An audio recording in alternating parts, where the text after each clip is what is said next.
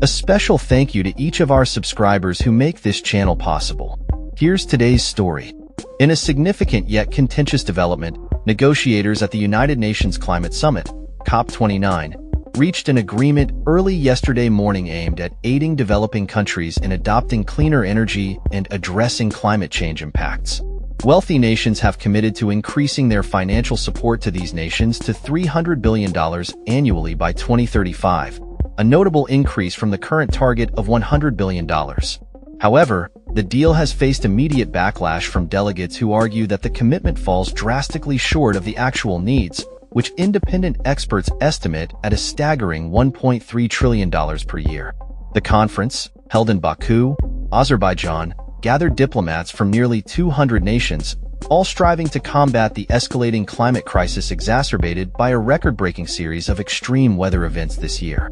The primary goal of the summit was to mobilize substantial financial resources for developing nations to help them adapt to a warming planet and transition from fossil fuels.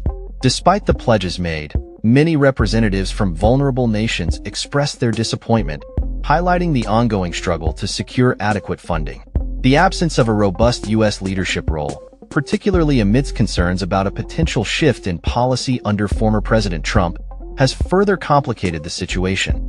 While the agreement to channel at least $300 billion annually is a step in the right direction, it is clear that the fight against climate change requires more coordinated efforts and commitments from developed nations.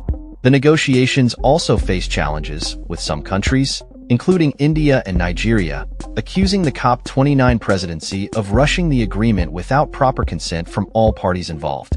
The failure to reach an agreement on how to advance the outcomes of last year's global stocktake, particularly concerning the pledge to transition away from fossil fuels, has resulted in the decision being deferred to COP30 in Brazil next year. However, negotiators did finalize the remaining sections of Article 6 on carbon markets, marking a significant milestone nearly a decade after the Paris Agreement was signed.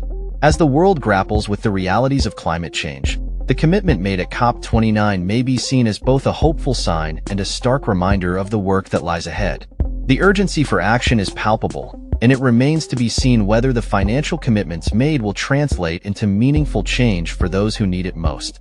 With another UN-led climate effort focusing on plastic pollution set to take place in Busan, South Korea, the global community is urged to reflect on the lessons learned from COP29 and the pressing need for comprehensive and equitable solutions to the climate crisis. That's all for this story. We upload videos every day covering many different subjects, so hit that subscribe button to stay informed. Thanks for watching.